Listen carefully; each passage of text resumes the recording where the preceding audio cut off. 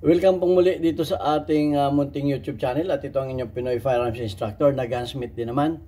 At bago tayo magpatuloy sa ating talakayan ngayon ay gusto ko lang munang basahin ang magiging content natin ngayon. Actually dalawa na ito, pagsasabayin ko na. Si Jong Jong, ang sabi niya, Master, may original ba na Remington na 1911 na lumalabas sa Pilipinas at paano ko malaman kung orig na Remington? Ayan, lalabas na naman yung mga baser nito ng mga taga Danao. Tsaka yung mga nagbibinta ng mga paltik. Ang dami ko. Mamaya, bibigyan ko kayo ng importansya. Okay, at isasama ko na itong katanungan ni Bluewick Knight. Sabi ni Bluewick Knight, paano po ba maging legal ang firearms na Danao? Ano hindi natin yan? Sasama na rin natin yan. Total, tungkol na rin sa mga Danao yan. At bago natin yan sagutin ay gusto ko lang muna kayong pasalamatan dahil umabot na tayo sa 46,200 plus 258 na mga subscribers dahil yan sa inyong pagsishare at paglalike ng ating mga videos. Kaya maraming salamat sa inyo. At maraming salamat din do sa mga hindi nag-skip ng ads sapagkat nakatulong kayo para tumaas ang ating revenue. Ang ating pong YouTube channel ay itinutulong natin sa 6 na estudyante na anak ng mga single parent. Yan ang ating mga beneficiaries. Kung wala po sila, ay wala po tayong YouTube channel. Kaya pasalamat tayo sa ating mga beneficiaries. At lalo tigit maraming salamat dun sa nagpadala sa ating GCash number. Ayan po yung number sa likuran ko. Huwag po ninyong tawagan yan. Yan po yung anak ko na tresurera ko. Wala po kaming ibinibinta na ano pa man, na mga lalo kung mga firearms. Tawagan po ninyo yan kung kayo ay may paabot na tulong para sa ating mga beneficiaries. Pwede rin kayo mag-message kung may bibigay kayong tulong para sa mga bata natin tinutulungan. Kagaya ni Aljun Dating. Maraming salamat Sir Aljun Dating sa muli mong pagpapadala at gayon din kay Jubit Francisco ng Teresa Rizal. At lalo tigit maraming salamat din kay Nuli Peace America na sa muli mong pagpapadala sa ating premiere videos. Malaking sirang na itutulong mo sa ating mga beneficiaries. At pagpalain kayo ng ating Panginoon. Sana marami pa ang gumaya sa inyo para dumami pa yung ating mga tinutulungan ng mga bata. Okay, ang sabi ni Bluewick Knight, paano po ba maging legal ang firearms na Danao? Ayan. At sasagutin natin yan kung pwede bang maging legal yan. At ang sabi naman ni Jongjong, Master, may original ba na Remington na 1911 na lumabas sa Pilipinas at paano ko malaman kung original ito? Okay, kasi ang alam lang natin mga Colt, mga revolver, okay? So, aalamin din natin yan. At ito namang mga nagagalit sa atin. Sino ba itong mga nagagalit na to? Tinalang natin na saglit. Okay. Kamukha ni ito naman kasi pagka ang hirap dito pagka ginagawan ko ng content itong tungkol sa mga paltik sa mga Danao, may mga nagagalit sa atin. Kamukha nito ni Christian Asiro. Christian Asiro, walang kwentang paliwanag, taga Danao ako. Ayan taga Danao siya, nagagalit. Kaya ko po alam yang mga na yan, ang kasama kong gunsmith dito, dalawang taga Danao. Kaya nalalaman ko yung mga sikreto nila. Kaya nasasabi ko yan. Sila na mismo ang nagsabi sa akin. Hindi ko lang sasabi sa inyo kung anong panghala nung baka awayin ninyo. Pagpunta dyan sa Danao, dalawa po, yung isa nag-resign na, yung pinakamatanda namin na magaling na gunsmith, taga Danao. Magagaling talaga ang mga gunsmith na Danao, hindi ko pinipintasan. Okay, so yan. Christian Asiro, may YouTube channel ka rin, 1 year na. Ay wala ka naman palang subscriber. Sana kung walang kwenta ang paliwanag ko, meron ka namang YouTube channel, magpaliwanag ka sa YouTube channel mo at manonood kami sa iyo. Okay, so ito pa yung isang nagagalit sa atin, si Romulo Watiwat. Walang kwentang paliwanag mo, ang sabi sa akin. Pero may YouTube channel din siya, Romulo Watiwat. Ay wala din naman subscribers. O, bakit hindi ka rin magpaliwanag sa YouTube channel mo at manunod kami sa iyo para malaman namin yung paliwanag mo? Wala ka rin pala namang subscribers. Meron pa dito, si Roberto Rebo. Ang sabi niya, para daw na malaman natin yung mga paltik na baril, ay itutok mo sa ulo ninyo kapag hindi pumutok, paltik yan. Ayan. Awan ko kung ito ay papasa sa neuro. Ay meron din siyang YouTube channel, Roberto Rebo, 2 years ago na, wala pa rin subscribers. Ay di gawin mo dun sa YouTube channel mo, yung gusto mong gawin, itutok mo sa ulo mo, ikaw munang gumawa. Okay, so, ito pa, isa pa si Gwapo Mi. Ito yung mga nagagalit sa atin kaya iniwasan ko na talaga ito eh, dami nagagalit dito eh. Puro ka naman nakikita boss, ang gulo mo, ayan, naguguluhan naman siya. Si Daryl Paniser, ang YouTube channel na ay Gwapo Mi Promise. Ay gwapo ka pala. Okay, wala rin siyang subscribers. Okay, bakit ito, mga wala namang subscribers yung mga nila eh. So ayan, makinig kayo at sa paliwanag, ang gagawin kong paliwanag ngayon na hindi na yung para sa akin. Kasi nagagalit sila pag ang paliwanag ko ay galing sa akin. Okay, so pupunta na tayo sa Google para maging fair naman yung laban. Kasi nga, pagka wala, ito Google na ito, sa Google na kayo ngayon, sa Google na kayo magalit, wag na sa akin para ligtas na ako dito. Hindi kung kayo magagalit sa Google, dahil babasahin ko na ito sa Google. Okay, so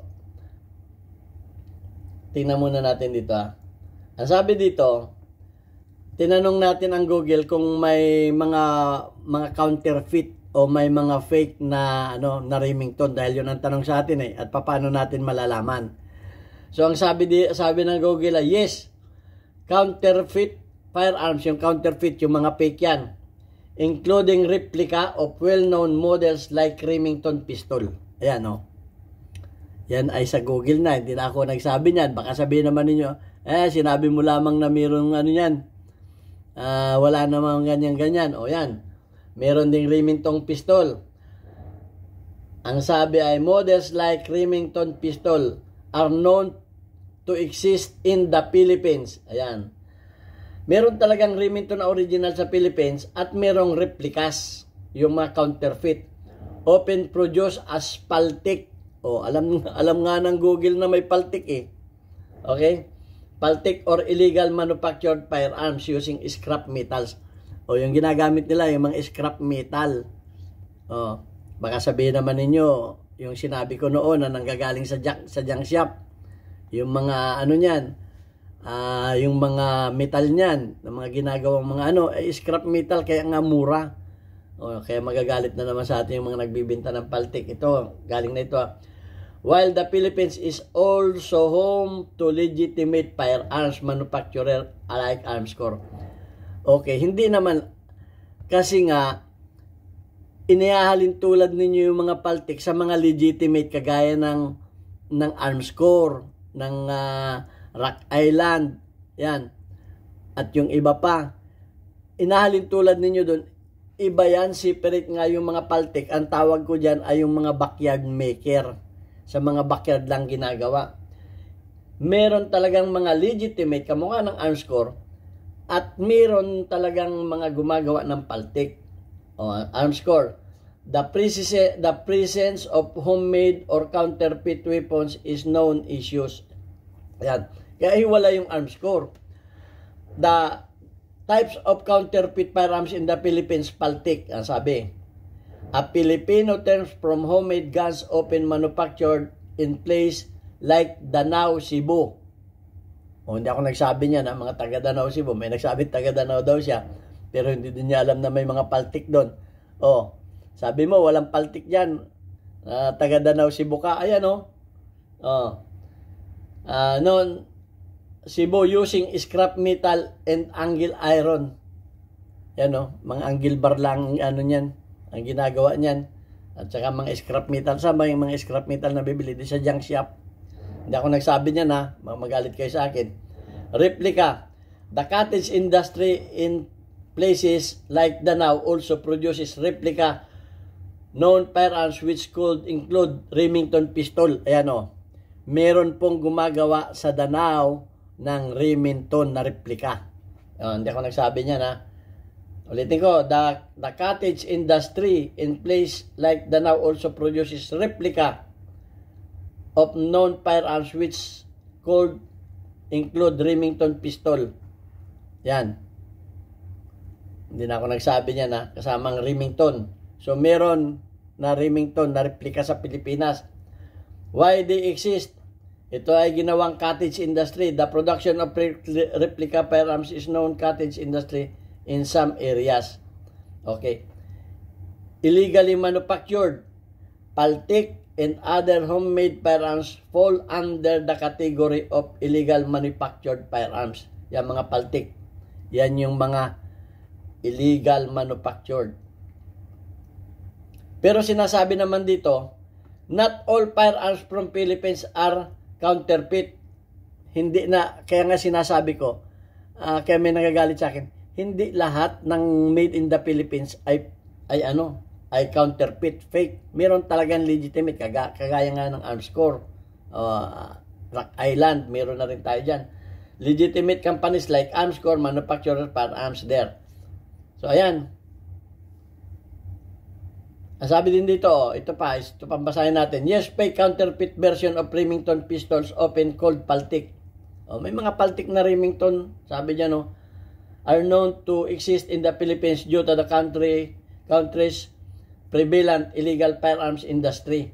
Yan, yung mga firearms industry na nagsulputan dyan, na hindi naman na license, walang authorization. This locally made unlicensed, yung mga unlicensed, hindi lisensyado na unlicensed firearms are illegally manufactured and sold. Yan, yung mga nambaba sa atin. Siguro yan yung mga nagbibinta nung kaya galit. Huwag kayong magalit sa akin na tinanong yan sa akin, sasagutin ko yan. Dahil ako ang aking content ay nagmumula sa mga katanungan ninyo. Are sold and can be designed to replicate branded models like those from Remington.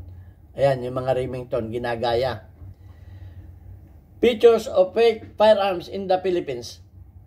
Locally made, counterfeit. Pag sinabing counterfeit, yun ay fake. Counterfeit guns or paltiks are created by illegal gunsmith. Yung mga illegal gunsmith dyan. And are not produced in the factory with quality control. Yan yung sinasabi ko. Kaya, may nagtatanong sa akin, hindi pare-pareho, ano daw ba yung mga katangian ng mga paltik? Hindi po pare-pareho yan. Dahil nga yan ay walang quality control at hindi yan ginawa sa factory, which is ang factory may quality control. Ang paltik walang quality control. Sila-sila lamang na rin ang gumawa niyan, kung mga sino-sino rin lang, at basta pumutok, sold 5,000 to 15,000, makakabili na kayo. Kaya, ito, poor craftsmanship. Mahina ang pagkagawa. These firearms are crudely made using basic tools and whatever still is available lacking proper engineering and safety standard. Yan yung sinasabi ko, ang gamit ay kikil, lagari, barinang dimano, meron na rin gumagamit ng bench press, drill. Ayan yung mga ginagawa nila, tapos kayo magagalit sa akin. Ayan, sinabi na ng Google yan ha. Okay. At marami rin naman kayo mapapanood sa YouTube. Panoorin ninyo sa YouTube. Marami na rin mga vlogger na gumawa niyan. Okay Ang sabi dito ay, these firearms are crudely, crudely yung rough, hindi makinis, made using basic tools, enable lacking proper engineering, walang engineering, and safety standard. Ito ang mga quality issues. Unlike authentic models, yung mga hindi kagaya ng mga authentic models, they are not properly heat treated. Hindi sila properly sinubuhan. Hindi man properly ang kanilang pagkasubo dahil yan ay sa mga ginagamitan pa ng mga temperature gauge yan sa kanila, basta subo ng subo. At inuulit ko, yung mga mild steel na ginamit nila, kahit mo subuan, hindi yan titigas. Okay, properly treated and may have poor tolerance. O yung mga tolerance, yung mga clearance, yung mga fitting niyan, napakahina. Kumbaga hindi dumaan sa quality. Sometimes requiring mark shift fixes like metal strip to keep them functioning. So, yan talagang yung kanilang mga pagpipiting, paggagawa ay hindi dumaan sa tamang pamamaraan. Kaya yung functioning nila ay hindi rin natin mapapagkatiwalaan. High risk, ito yung yung mataas na kapahamakan na ating abutan due to their poor quality and unregulated nature. Dahil sa napakahina ng quality at unregulated yung kanilang pagkagawa, these fake firearms are highly unreliable.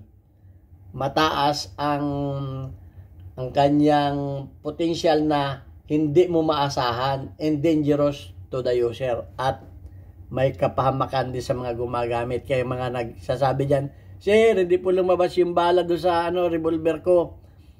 Sir, laki ng kalog, mga ganyan-ganyan. Sir, hindi gumagana ang mga safety.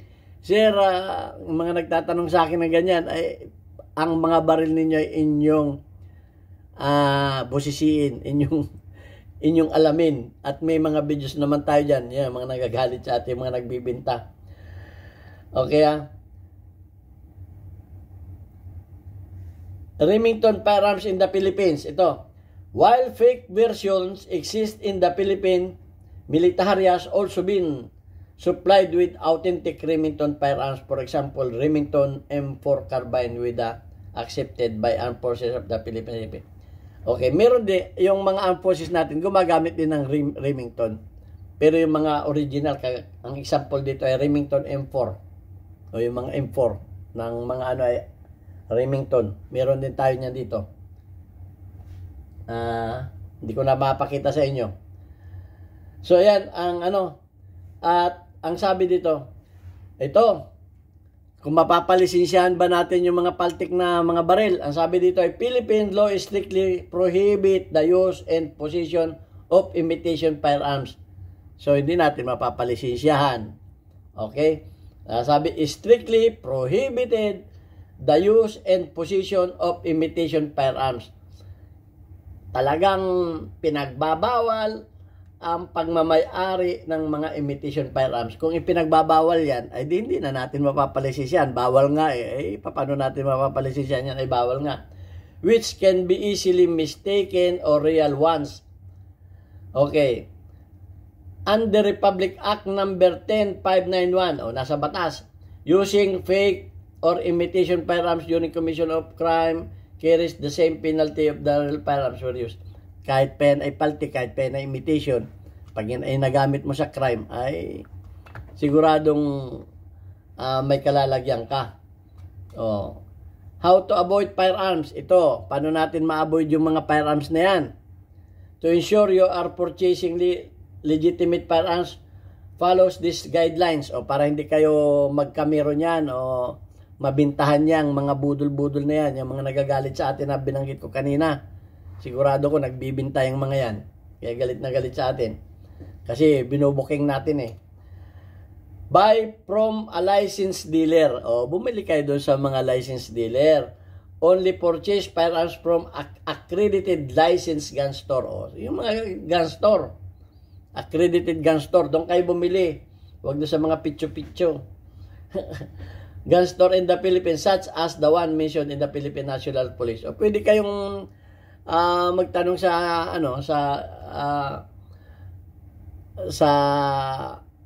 Firearms and Explosive Office kung ano yung kung saan kayo pwedeng bumili, yung mga makikita ninyo yung mga legit. May mga listahan niya ng mga legit gun na dealer. Yan.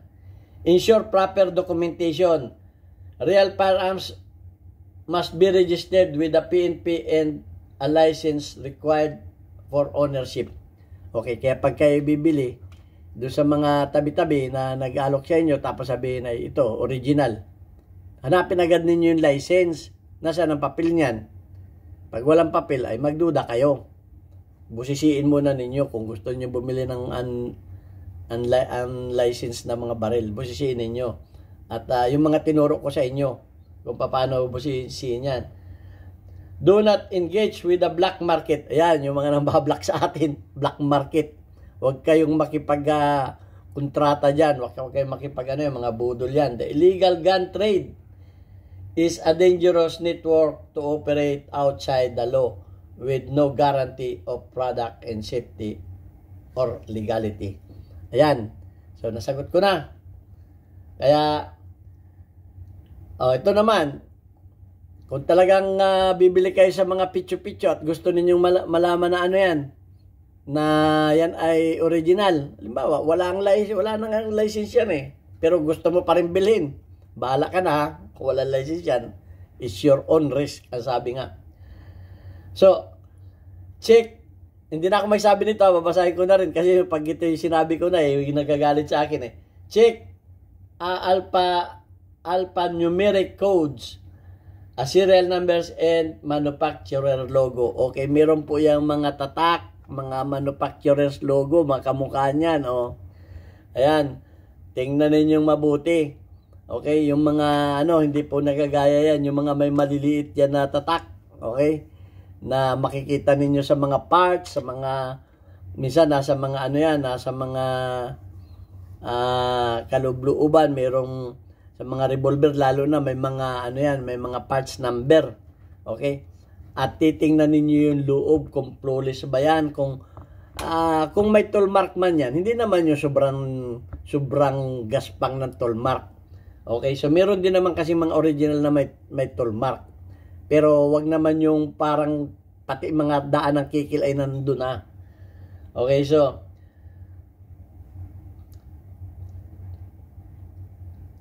particularly important as they are unique to each firearms and can be used to trace history. Okay, yung mga serial number, pwede ninyong matrace ang history niyan. You can use the information to search online database. Okay. O yung mga serial number, pwede ninyong sa online. May mga history. You can use this information to search database. Ayan. Kaya, makikita talaga ninyo ang paltik at hindi mga original. So, ayan. Hindi ko na tingnan ninyo yan. Baka dito may mga kikil-kikil pa yan. Malalaman ninyo, sige, galit na naman sa atin yung mga galit na naman sa atin yung mga buzzer natin. Ito lamang topic na ito pagdating sa mga paltik, ang daming buzzer sa akin. Dahil nga siguro kung hindi mga gunsmith yan, mga nagbibinta yan ng mga ng mga paltik na baril. Kasi nanggagalaiti talaga sila sa akin Okay, wala akong magagawa, binasa ko na yan, hindi na galing sa akin. So, ibas ninyo yung Google. May nambas dyan sa Google sa aking isang bisis. Sabi niya, hayop sa talino ang Google, ang daming sagot. Okay? Alam mo kung sino ka na. Okay, kung di kayo naniniwala sa Google, hindi wala na ako maniniwala. Hindi na kayo naniniwala sa akin, di pa rin kayo maniniwala sa Google. Huwag na kayo manood. Ang takan naman ako, hindi naniniwala sa akin, hindi naniniwala sa Google. Nanonood pa rin. Anong klase yun? Talagang naghahanap lang ito ng diskusyon. Tayo po ay nag-YouTube channel hindi para lumaban ng patalinuhan, para lang po magbigay ng informasyon sa ating mga kababayan at nang ma-guide lang natin sila. Okay? So ayan, may bago na tayong community spotlight, weekly highlights of your most engaged audience members including your top commenters. Okay, nandito na si Boy Omay ng Riyadh, Saudi Arabia. Meron kang 100 plus na engagement, Jubel Platon. Ayan. Nandito rin shoutout din kay Gino, Team Delta Angel. Nandito ka pa rin. 3 pa rin ang engagement. Shoutout kay Karim Sapayani. Meron kang 35 engagement. Meron tayong bagong isa pa rin, si Domingo Ramos. Meron ka pa rin 3 engagement. Shout out kay Firearms Pinoy _ Firearms Custodian, FA Custodian. Meron kang 80 engagement. Ayan, at lagi niya, basahin niyo yung mga comment niya, yung mga safety rules ay lagi niyang nilalagay diyan. Maraming salamat sa iyo. Okay, at shout out sa mga kababayan ko sa Pinamalayan Oriental Mindoro. Bisitahin po ninyo yung aming bagong Papa Burger dyan sa Alvarez Street sa dati kong machine shop.